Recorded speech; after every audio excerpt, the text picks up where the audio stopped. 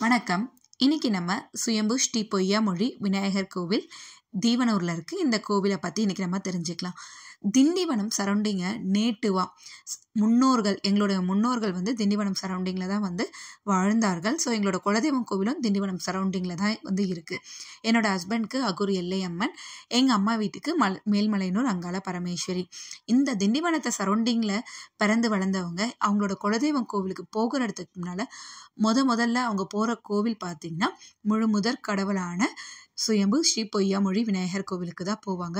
சுண்டல் கொழுக்கட்டெல்லாம் எடுத்துட்டு போய் பூஜை பண்ணிட்டு எல்லாருக்கும் பிரசாதத்தை கொடுத்துட்டு அடுத்துதான் அவங்க வந்து அவங்களோட குலதெய்வ கோவிலுக்கே போவாங்க. நமக்கே தெரியும் முழுமுதற் கடவுளுக்கு தான் நம்ம முதல் பூஜை பண்ணணும்னு. குலதெய்வம் கோவிலுக்கு ரெகுலராக போறவங்க பார்த்தீங்கன்னா இந்த கோவிலுக்கு போகாம யாருமே வந்து போக மாட்டாங்க. அதை தான் வந்து நாங்கள் இன்றைக்கி வந்து குலதெய்வம் கோவிலுக்கு போயிருக்கிறனால ஃபஸ்ட்டு நாங்கள் சுயம்பு ஸ்ரீ பொய்யாமொழி விநாயகர் கோவிலுக்கு தான் வந்து போனோம். வீட்டில் வந்து சக்கரை பொங்கல் சுண்டல்லாம் கொழுக்கட்டை செஞ்சு எடுத்துகிட்டு போய் சுவாமிக்கு வந்து அர்ச்சனைலாம் பண்ணிவிட்டு எல்லாருக்கும் பிரசாதமாக கொடுத்துட்டு அடுத்து தான் எங்களோட குலதெய்வம் கோவிலுக்கு கிளம்பினோமே. இந்த சரௌண்டிங்கில் உங்களோட வழக்கமே இதுதான். முதல் பத்திரிக்கை வீட்டில் எந்த ஒரு ஃபங்க்ஷனாக இருந்து பத்திரிக்கை வைக்கிறதா இருந்தாலும் ஃபஸ்ட்டு பத்திரிக்கை விநாயகருக்கு தான் வந்து வைப்பாங்க. இப்போ வந்து நம்ம கோவிலோட ஸ்தல வரலாறை பற்றி தெரிஞ்சுக்கலாம். ஸ்ரீ சித்தி புத்தி விநாயகர் திருக்கல்யாண வைபவத்திலேருந்து நம்ம ஸ்தல வரலாறை அந்த புகைப்படத்தோடு வந்து நீங்கள் பார்த்து தெரிஞ்சுக்கலாம். இந்த கோவிலை வந்து பார்த்தீங்கன்னா செஞ்சிக்கோட்டையை ஆட்சி செய்த ராஜா தேசிங்கும் வந்து வழிபட்டிருக்காரு. 1200 ஆண்டுகள் வந்து பழமையான கோவில். செஞ்சிக்கோட்டை கேள்விப்பட்டிருப்பீங்களா? அதில் ஆட்சி செஞ்சவர் ராஜா தேசிங்கு. அவரே வந்து இங்கே வந்து சுவாமியை வணங்கியிருக்காரு. சுமார் 1200 வருஷத்துக்கு முன்னாடி வந்து ஆடு மாடு மேய்க்கிற சிறுவர்கள் கையில் வந்து பார்த்திங்கன்னா குளத்துல குபுக் குபுக்னு சவுண்டு கேட்டிருக்கு. என்ன நடந்திருக்குன்னு பார்க்குறதுக்காக அவங்க வந்து குளத்துல முழுகி அங்கே இருந்து பார்த்தீங்கன்னா ஒரு கல் வந்து எடுத்திருக்காங்க. அது பார்க்குறதுக்கு வந்து பார்த்திங்கன்னா குழவிக்கல் மாதிரி இருக்குது. குழவிக்கல்னால் மாவாட்டெல்லாம் நம்ம யூஸ் பண்ணுவோம்ல, அதுதான் குழவிக்கல் மாதிரி இருந்திருக்கு. அதை எடுத்துகிட்டு வந்து என்ன பண்ணோம்னா ஆக்சுவலாக இந்த பசங்க மாடு மேய்க்கிறது மட்டும் இல்லாமல் கொஞ்சம் திருடுற வேலையும் செஞ்சுருந்தாங்க. நெற்கதிர்கள்லாம் வந்து திருடவும் செஞ்சுருக்காங்க. அந்த நெற்கதிர்களில் நைட் டைமில் எடுத்து இவங்க திருடி வைக்கிறாங்க பாருங்கள். அது பறக்காமல் இருக்க இந்த குழவிக்கல்லை வந்து மேலே வந்து வச்சுருக்காங்க. மறுநாள் அவங்க பார்க்கும்போது நெல் வந்து தனியாகவும் அந்த அரிசியோட உமி வந்து தனியாகவும் வந்து பிரிஞ்சு இருக்குது. இந்த மாதிரி நடக்கவே இது வந்து ஒரு ஆச்சரியமான கல்லுன்னு அந்த கல்லை அவங்க வந்து பத்திரமா வச்சுருக்காங்க.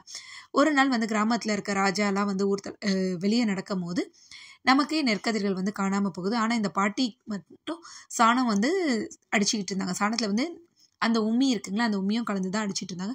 இது எப்படி உங்களுக்கு கிடச்சிதுன்னு கேட்கும்போது இந்த ஆடு மாடு மேய்க்கிற சின்ன பசங்க தான் எனக்கு எடுத்துகிட்டு வந்து கொடுத்தாங்கன்னு சொல்கிறாங்க.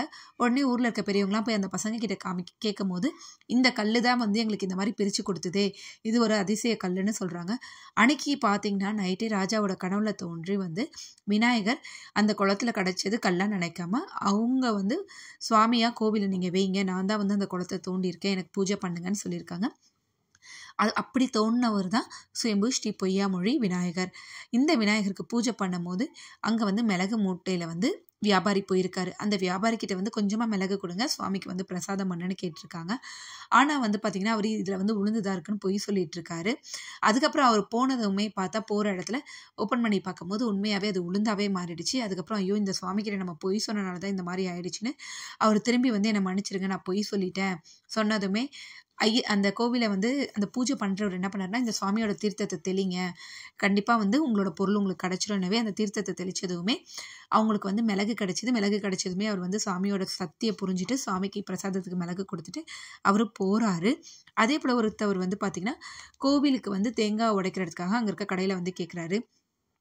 தேங்காய் வந்து தர முடியாதுன்றாங்க. நான் சாமிக்கு உடைக்க தான் கேட்கும்போது ஏன் சாமிக்கு உடைக்க கொடுக்கலன்னா தேங்காய்க்கு நான் கொம்பா முளைச்சிரும்ட்டுன்னு கொஞ்சம் விளையாட்டாக பேசவே அதே போல் பார்த்திங்கன்னா தேங்காய்க்கு வந்து கொம்பு முளைச்சிருக்கு. ஐயோ நம்ம பண்ணது தப்பு, நம்ம தவறாக பேசிட்டோம் சுவாமி ஏன்ட்டுன்னு அவரும் போய் சுவாமி கோவிலில் பூஜை பண்ணும்போது அந்த ஐயர் வந்து திரும்பியும் பார்த்திங்கன்னா தண்ணி கொடுக்குறாரு, தீர்த்த தண்ணி அபிஷேகம் பண்ணது. அதை கொண்டு போய் தெளிச்சதுமே தேங்காய் வந்து பழையபடி தேங்காவாக மாறிடுச்சு. இந்த கதையோட கண்டினியூவேஷன் அடுத்து காமிக்கிறேன். இப்போ வந்து கோவிலை வந்து சுற்றி தான் வந்து பார்த்திங்கன்னா என் ஹஸ்பண்ட் வந்து வீடியோ எடுத்துகிட்டு இருக்காரு. கோவில் வந்து இப்போ தான் லாஸ்ட் இயர் ரீசெண்டாக தான் வந்து கும்பாபிஷேகம் பண்ணதே. கோவிலுக்கு பக்கத்துலேயே லெஃப்ட் ஹேண்ட் சைடு பார்த்தீங்கன்னா கோவிலோட குளமும் இருக்குது. இப்போ நீங்கள் பார்த்துட்ருக்கீங்க பார்த்தீங்களா, விழுதில்லா ஆலமரம். பிரம்மா சிவன் விஷ்ணு வந்து இந்த விநாயகரையே வந்து வணங்கியிருக்காரு. அப்படி அவங்க 3 பேருமே வணங்கினது தான் பிரம்மா, சிவன், விஷ்ணு அவங்க 3 பேர்கிட்டயும் இந்த தோணுனது தான் இந்த 3 மரமும். இது வந்து ஒரு பெரிய அதிசயம் தாங்க. விழுதில்ல ஆலமரம். இது வந்து ஆலமரம் தான், ஆனால் விழுதே இல்லைங்க. இது வந்து நாங்கள் சின்ன வயசுலேருந்து இந்த கோவிலை போயிருக்கோம், பார்த்துருக்கோம். கீழே தான் இருந்தது. அதுக்கப்புறம் வந்து தான் கட்டினதே. விழுது எதுவுமே இருந்ததே இல்லை இன்ன வரை. கல்யாணம், கல்வி, இல்லை வந்து குழந்தை பாக்கியம் இந்த மாதிரி வந்து வேண்டிக்கிறவங்க, வீடு கட்டணும்னு வேண்டிக்கிறவங்களாம் பார்த்திங்கன்னா இந்த மரத்தை சுற்றி வந்து கல்லால் வீடெல்லாம் கட்டுவாங்க. குழந்தை பிறக்கணும்னு வேண்டிக்கிறவங்க தொட்டில் கட்டுறது, கயிறு கட்டுறது, கல்யாணம்னு வேண்டிக்கிறவங்க இந்த மாதிரி அவங்களோட வேண்டுதலுக்கு ஏற்ற மாதிரி அவங்க இங்கே வந்து பூஜை பண்ணிட்டு போவாங்க. கோவிலில் சிவன், நவகிரகம் எல்லாருமே வந்து இருக்காங்க. ஒரு பக்கம் வந்து நாக அம்மனுக்கு சிலையும் வச்சுருக்காங்க. தட்சிணாமூர்த்தியும் இருக்கார் கோவிலை சுற்றி இருக்க பிரகாரத்தில். இதுதாங்க எனக்கு தெரிஞ்ச சுயம்பு ஸ்ரீ பொய்யாமொழி விநாயகரை பற்றின கதை. இந்த கதை வந்து கோவில்லையே வந்து சொல்லியிருந்தாங்க. அதை தான் வந்து நான் உங்களுக்கு சிம்பிளான வேர்ட்ஸில் வந்து கன்வே பண்ணியிருக்கேன். நீங்கள் இந்த வீடியோ ஸ்கிப் பண்ணாமல் பார்க்கும் போது நாங்கள் கிளியராக வந்து காமிச்சிருக்கோம். அங்கே எழுதப்பட்டிருந்த கதையும் நீங்கள் வந்து ரீட் பண்ணி கூட உங்களுக்கு புரிஞ்ச லாங்குவேஜில் நீங்கள் அண்டர்ஸ்டாண்ட் வந்து பண்ணிக்கலாம்.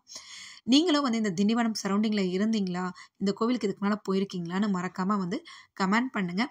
இதை பற்றின இன்ஃபர்மேஷன் தெரியாத உங்கள் ஃபேமிலி ஃப்ரெண்ட்ஸ்க்கு இந்த வீடியோவை ஷேர் பண்ணுங்கள். இந்த வீடியோ உங்களுக்கு யூஸ்ஃபுல்லாக இருந்துச்சுன்னு நினச்சிங்கன்னா மறக்காமல் சேனலை சப்ஸ்கிரைப் பண்ணுங்கள், கமெண்ட் பண்ணுங்கள். ஸோ அந்த வீடியோட கண்டினியூவேஷன் கோவிலோட கதையை வந்து உங்களுக்கு பெயிண்டிங்ஸில் வந்து போட்டிருக்காங்கன்னு சொல்லியிருந்தேன் பார்த்தீங்களா, அதுதான். நீங்கள் அங்கங்கே பாஸ் பண்ணிவிட்டு கூட வந்து இந்த கதையை வந்து படிக்க விரும்புகிறவங்க படிச்சிக்கலாம். நீங்கள் திண்டிவனத்தில் நேட்டிவாகவே இல்லைனா கூட ஒரு முறை இந்த கோவிலுக்கு போயிட்டு வாங்க. கண்டிப்பாக வந்து உங்களுக்கு அதுக்கான பலன் வந்து கிடைக்கும். இந்த கோவிலில் விநாயகரோட சிலையை நம்ம எப்போ பார்க்கலான்னா, உருவத்தை உங்களுக்கு வந்து இது குழவிக்கல் மாதிரி தானே இருக்கும்னு நான் பிகினிங்லேயே சொல்லியிருக்கேன். ஸோ குழவிக்கல் ஒரு லிங்கம் மாதிரி தான் வந்து பார்த்திங்கன்னா மூலஸ்தானத்தில் இருப்பார். அபிஷேகம், பால் அபிஷேகம் பண்ணும் போது பார்த்திங்கன்னா உங்களுக்கு அப்படியே அந்த விநாயகரோட உருவத்தை வந்து நீங்கள் வந்து கோவிலில் பார்க்கலாம். அதுதான் சுயம்பு விநாயகருடைய கதையே. இந்த கோவிலோட ஸ்தல விருட்சம் பார்த்திங்கன்னா ஆலமரம். பிரம்மா, சிவன், விஷ்ணு வழிபட்ட ஆலமரம் தான் இந்த கோவிலோட ஸ்தல விருட்சமே. திண்டிவனம்லேருந்து திருவண்ணாமலை சைட் போகிற பஸ்ஸில் வந்து செஞ்சி, திருவண்ணாமலை ரூட்டில் போகிற பஸ்ஸு கண்டிப்பாக வந்து தீவனூரில் நிறுத்த சொல்லி கேட்டிங்கன்னா நிறுத்துவாங்க. ஒரு 10 வருஷத்துக்கு முன்னாடிலாம் பார்த்தீங்கன்னா கண்டிப்பாக இங்கே வந்து தீவனூரில் ஹைவேஸில் போகிற பஸ்ஸெல்லாம் வந்து நிறுத்தவே மாட்டாங்க. உங்களுக்கு அப்படியே வந்து ஹைவேஸில் போகிற பஸ்ஸு நிறுத்தலைனாலும் லோக்கலில் நீங்கள் திண்டிவனமில் இறங்குனீங்கன்னா அங்கேருந்து ஷேர் ஆட்டோ இருக்குது, லோக்கல் பஸ்ஸுமே அவைலபிள். ஆனால் இப்போ வந்து உங்களுக்கு அந்த பாயிண்ட் டு பாயிண்ட் பஸ்ஸெல்லாம் கூட வந்து தீவனூரில் நிறுத்துகிறாங்க. கண்டிப்பாக ஒரு முறையாச்சும் நீங்கள் வந்து விசிட் பண்ணுங்கள்.